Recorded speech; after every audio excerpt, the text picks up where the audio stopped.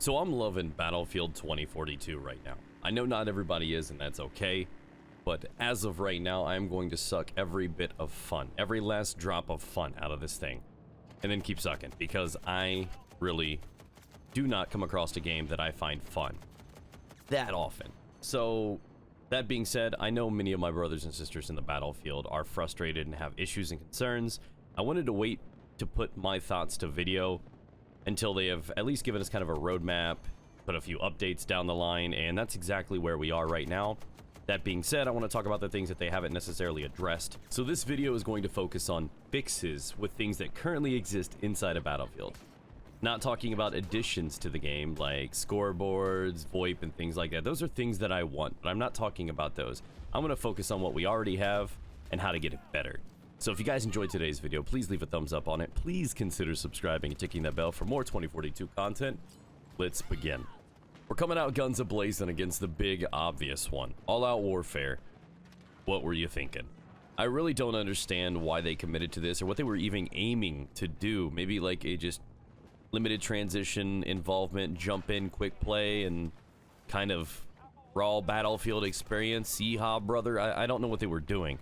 But they lost a lot in this translation, and honestly, it was a gimmick. It was the 128-minute experience. It was just to sell copies of the game. The larger maps, yeah, you have the largest maps in Battlefield. Congratulations.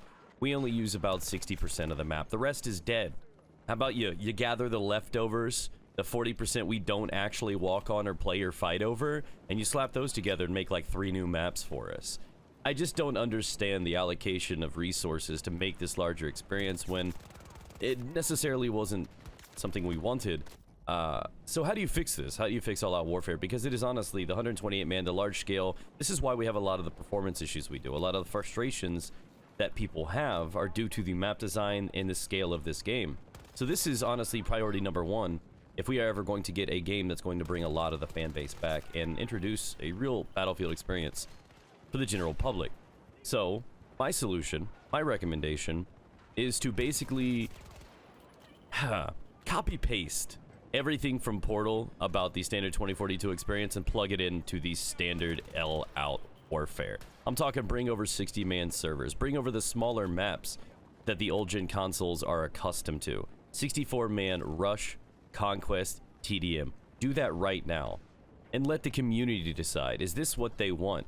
So if you start seeing the 128-man servers are not populated, and they are just full of bots and AI, well, the community has spoken. Let us have the opportunity to decide if 64 or 128 is better under these circumstances. Going forward, another alternative could be the inverse idea, where you basically scrap all-out warfare entirely, say we tried, and plug in the 128-man experience into Portal, and roll that out, because, you know, it's got the server browser and a lot of other things that people enjoy over there, with more to come. So, believe it or not, I think that solution is very easy for them to do. They've already built these things, it's just a matter of importing them. So, that's what I think, guys. I don't know, community, let me know what you think about that idea in the comment section down below.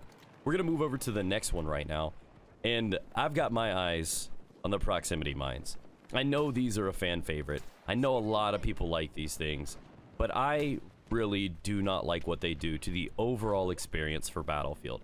And not a lot of people are talking about this, but when I play Battlefield now, I feel like I'm in like one long Call of Duty game where the UAV is up the whole game. When everybody knows everybody and we all know where each other are, it makes it really hard for stealth to matter, for flanking to matter, to backdoor an objective. Like, you can't do that anymore. We got spy cams everywhere. Like, they know what you're doing. You can't run into a small building and try to sneak around and capture a point under their nose anymore, because they know exactly where you are. That little red blip gives you away. So as much as we may like the idea of it, I think it's honestly taking away from a key playstyle that is essential for not just this shooter, but all shooters. The ability to flank has been basically effectively ripped from us, and I don't like this idea. I don't like always being on the map. Technically, it's not broken in my mind because it's fair and we all kind of know where everyone basically is at any given time. So it's equal, but it doesn't necessarily mean it's healthy for the experience. So I don't like it personally. Leave your opinions down below. I'm gonna go ahead and move on to the next one, and this one is, I think, a key balance issue. Honestly, it's plaguing the experience. the armor to infantry ratio is abysmal. So people are making fun of the game, calling it vehicle field and everything, and it's completely understandable because the vehicle farming is ridiculous. And honestly, I don't think the vehicles are necessarily overpowered, with the exception of the 30mm. Don't put this on the bolt, okay? It's those rounds that are really allowing this thing to shine. But that being said, what you really need to focus on is the sheer amount of vehicles is the problem. There are too many of them. And I notice this when I'm defending on Breakthrough. Most of all, it's really obvious when me and my squad can be taking these things out one after another, and it's never ending. It's a long onslaught of wave after wave of bolts, tanks, so on and so forth. And it just simply is a fight you can't win. It will eventually break you down, and it's unfair. And a lot of this, I think, comes into the drop-in system. Now, I do like the concept of the drop-in system, where you can push a button and summon a vehicle to help you. I think initially this idea was brought to paper because they wanted to go ahead, because of the larger scale maps, they wanted you to basically transition and be able to travel a bit quicker from, A to B. And in this case, it's a great idea. But then you put in vehicles with cannons and 30mm, and all these issues have come through. Because this is technically a buff to vehicle gameplay, because normally and traditionally in battlefields, we know where the vehicles are coming from. The spawns, right? There's 2 locations. And that's predictable, that's understandable, and that's balanceable. But when I can summon it on a rooftop, in your spawn, in my spawn, in the local grocery store, wherever I want to put this thing, I can do it. And that honestly is extremely unbalanced for any situation.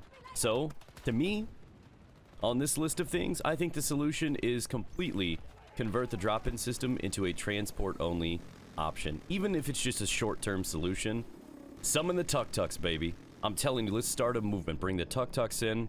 Bring the quads. Where are the quads at? We saw them in the trailers. Quads, where you at? Bring in the quads. Make it something like that. Make it so that the bolts and the hovercrafts and the tanks and all of those options, the medium and high-end armor, are only going to come from the spawn on-map choices. And then the summonable ones can be the ones that literally are transport options. I think that is the way. Nobody's going to get upset with a bunch of random little, quads driving around from point A to B. They won't. And I think that's a healthy solution, at least a short-term one. So, let's move past that. We only have a few of the, I guess, less severe issues on my own personal list now. Now, this is a little one, but it's gotten me killed dozens of times, and it's probably gotten you killed. The spawn animation. So every time you spawn in on a teammate, you are put through an animation where you basically chamber around into your gun because, you're a soldier and you didn't come prepared every life. This 2 to 3 second animation leaves you vulnerable, a period where you cannot ADS, and there are a lot of times where you're just going to spawn on a teammate and somebody just comes around the corner, or there's a guy already waiting for you. And, well, if you can't ADS and he can, that's not going to end well for you. So, honestly, that's just an all-out animation that needs to be vaulted. Get that thing the hell out of there. Take the proximity mines with you. Next up on my list is the combination between the, I guess, the environmental gimmicks and damage. So, neither one of them, I think, makes sense to me. Like the tornado on day 1, everybody's like, ooh, mom, get the camera. We just envy the beauty and watch it just rip across the whole open orbital map, right? And oh, let's go right in it. Oh my god, my parachute works. This is amazing. Let's fight people in a tornado. And then day 2, and onward, through the entire life, probably 2 or 3 years of this game, we're like, oh god, the tornado's here again. And it's going through the objective. And I've got 12 frames. It's cool, right? The first time. And then after that, it's honestly an annoyance, to put it down and plainly. And I feel like the same way about the environmental things too, like the cryogen and all of that stuff. And I don't understand why they added it. I think it was meant to be some sort of tactical approach for you to be able to breach buildings. But instead, I just have the ceiling, like, pissing on me. And it's annoying, man. I don't understand the concept. Some things just, they seem like they're cool ideas and they want to experiment with things. And cool, we got ceilings peeing on us now. Cool, whatever. Right? Okay, so anyways, move past that. I think all of those just need to be pulled out of the game because they hurt performance. And honestly, they're only neat the first time. So that's just a bunch of wasted resources in my opinion. And again, everybody has their preferences in their own. Last but not least, armor. I'm not a fan of this. I don't like this. I would like it taken out of Conquest and All-Out Warfare. Things like this. I think it has a really good place in Hazard Zone, which is why I think it was originally introduced. And you see Call of Duty make this mistake all the time. They have elements from both the multiplayer and their BR, and there tends to be overlap because they just simply exist. Not everything has to be applied to every element of the game, and this is one of them. A lot of people may not be that worried about armor, but there's a lot of times where I should have gotten a kill on a guy, and, you know, he kills me, I broke through the armor, and he's got 12 health, and I know that, well, if he didn't have armor, we'd be okay. But here we are, and why I don't like this is because it makes for inconsistent gunfights. You know, some people are going to have 20 extra health, and some are not going to have that 20 extra health.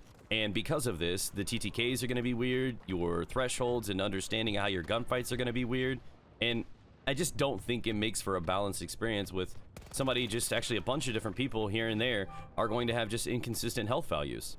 I don't like it even in a casual experience. I'm just not a fan of it. So I would like to see it put in just exclusively Hazard Zone, and that's how I feel about it. If it survives, it's not going to break me or anything like that. I'm not going to not use it or anything like that, right? It's not a terrible mechanic, but I think it does lead to inconsistent gunfights, and obviously when you're playing a video game, you want your things to matter, and you want to know what you're going to be able to rely on, and just have the same type of engagements and expectations all the way through. That being said, that is the end of my list. If you have anything you want to add, anything you want to talk about, leave it down in the comment section below. Thank you guys so much for sharing part of your day with me, chilling here on the videos. I really appreciate you guys. Thank you guys for 1,000 subscribers. You guys absolutely rock. I will catch you with another 2042 video tomorrow. Thanks again.